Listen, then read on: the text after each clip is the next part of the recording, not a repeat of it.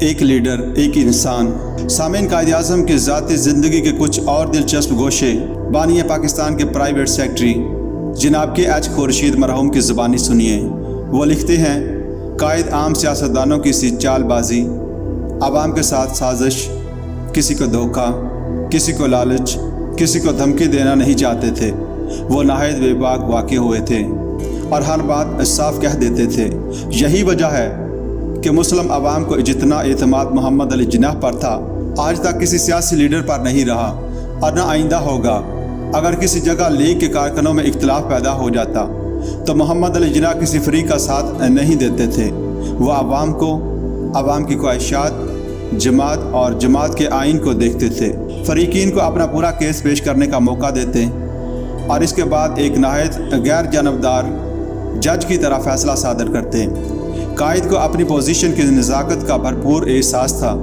وہ کبھی خاص طور پر کسی ایک فرد کی حمایت نہیں کرتے تھے اور نہ کسی کا ساتھ دیتے تھے۔ وہ سب کے لیے تھے، اور اگر ایک مسلمان کو قائد اعظم سے کوئی رعایت حاصل ہوتی تو دوسرا مسلمان بھی اس کا حقدار ہوتا تھا۔ قائد اس بارے میں نہایت سخت تھے۔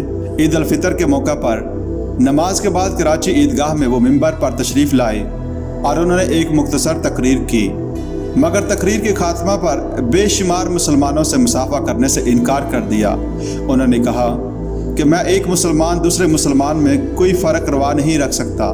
اگر میں یوسف ہارون سے ہاتھ ملاؤں گا تو کسی دوسرے مسلمان کو کیوں کر انکار کر سکتا ہوں، اور یہ میرے بس کی بات نہیں کہ میں لاکھوں آدمیوں سے مصافحہ کروں۔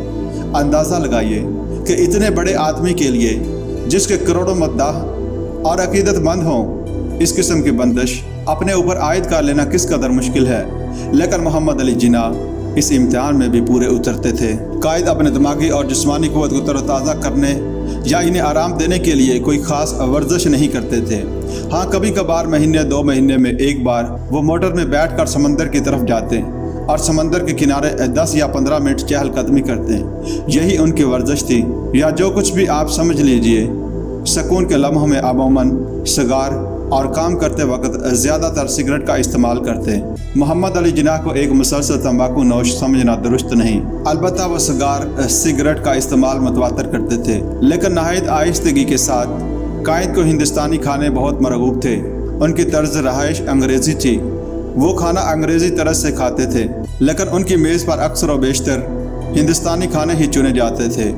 پھلوں میں آم بہت مرغوب تھے۔ نارنگی اور میٹھے کا رس بھی استعمال میں لاتے تھے۔ چاہے نہایت ہلکی اور کافی قدر تیز رنگ کی پسند کرتے تھے۔